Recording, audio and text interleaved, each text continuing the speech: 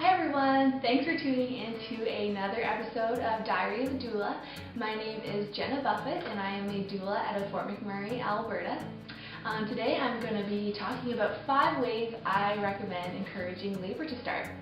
So to start off, I just want to say this topic is kind of for low-risk moms, people that are healthy and the doctor is not advising an induction. Of course, this cannot be substituted with any medical advice. This is just my suggestions on ways to encourage labor to start and get your body prepared for a smooth and easy and quick delivery. Like I said, I am a doula and I am getting super busy lately, so I am sorry if I'm getting behind a little bit on the videos. Being on call is not always easy, so I'm trying to keep up with some good topics. If you have any topic suggestions, please let me know, comment below, and I'd love to make a video about it. So I have my handy dandy paper here, and like I said, this is going to be my top 5 suggestions on how to encourage labor to start. As many of you, I'm sure, have heard me say before, babies know when it's time to come. So this is just a way, not to force them, but to help your body prepare. So my first suggestion would be walking. So walking is a great way to help lengthen those muscles. We kind of have these wing-like muscles that come from our spine down to our thighs. So when we walk a nice brisk walk, enough that you can keep a conversation going, but fast enough that you're really lengthening those muscles, that's a great way to help make sure that your pelvis is nice and stretched so that baby can come down in a nice symmetrical way. And Spinning Babies actually recommends walking 5 times a week. So if you're not walking currently and you're later in your pregnancy, you might have to, take it slow, take it easy. So I definitely encourage us to start early in pregnancy or even before you're pregnant. It's a great way to stay fit and healthy. And it's another way you can go with your spouse or go with your girlfriends and just socialize and kind of get out there, get some fresh air. It's super important, but also it's great for those muscles and for baby engaging in a proper way. So like I said, 5 times a week is kind of the goal. My second suggestion kind of ties in with walking, and that would be yoga. So at Higher Health, we actually offer yoga and prenatal yoga, and I always recommend this to my clients. The reason I recommend it is because it helps you bond with baby.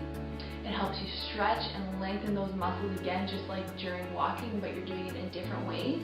Like cat-cow would help stretch the hip and the sacrum. And it also helps with the ligaments, the joints, the fascia. We want all that stuff to really be smooth and symmetrical so that baby can really engage in the pelvis, the same as what I was talking about with walking. The more that those muscles are nice and lengthened and relaxed, the better baby can come down. If there's a kink or a knot or tightening in some of those muscles, baby's head can't flow down into the pelvis. It's going to kind of be bringing up. So baby's going to work with what it's going to work with.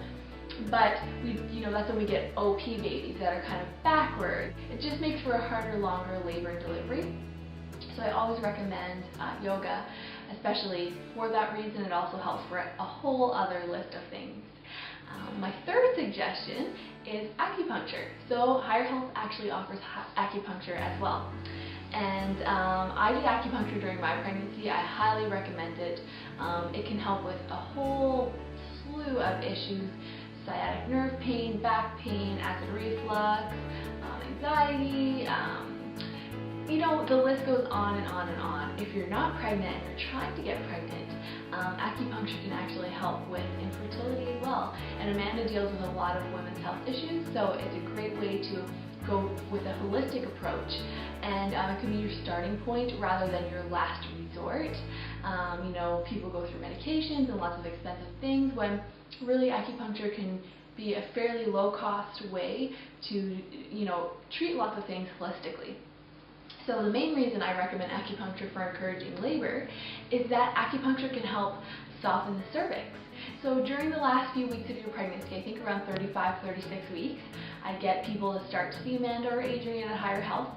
Again, these are traditional Chinese acupuncturists. They are great. It's not painful, it's not uncomfortable, it's very relaxing, and you can actually I do it in combination with a massage. So book your massage first, then your acupuncture after. It's absolutely lovely, and it's a great way to encourage your baby to come and your body to get ready for labor, to be nice and relaxed and comfortable, and it's a great, great, great way to soften your cervix. My fourth suggestion is to have sex. It's a great way to bond with your spouse, and it's also all those hormones coming into play help start labor as well. The most important part is semen actually has a prostaglandin, and a prostaglandin is something that helps soften your cervix. So the same thing that would help with acupuncture is actually helping with the semen, so it's kind of a double whammy. So do both things in combination, and like I said, this tipping point into labor, it could be one of these things, but in combination it's very effective. My last thing is relax and enjoy and take it easy. I know that there's a lot of pressure surrounding due dates these days, and our society, we're always upright, in these sitting positions, driving, and it's not always ideal for baby to move down that way, but we kind of work with our society, so doing yoga, acupuncture, walking will help kind of balance this out. If you're having a lot of anxiety about it, journaling, counseling, praying, talking to a friend, talking to a coworker, talking to a doctor, a doula, and just getting these fears out are super important. So I'm going to go over my top 5 suggestions again.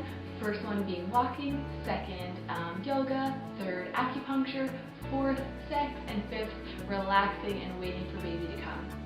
I hope you enjoyed this video. My email is jenab@higherhealth.ca if you want to get in contact with me. If you have any questions, feel free to comment below. I'd be happy to talk to you. I hope you guys have a wonderful weekend and enjoy the winter coming. Christmas is coming so fast. So I hope you enjoy. I'm going for a walk, and I hope you do the same. Have a good one.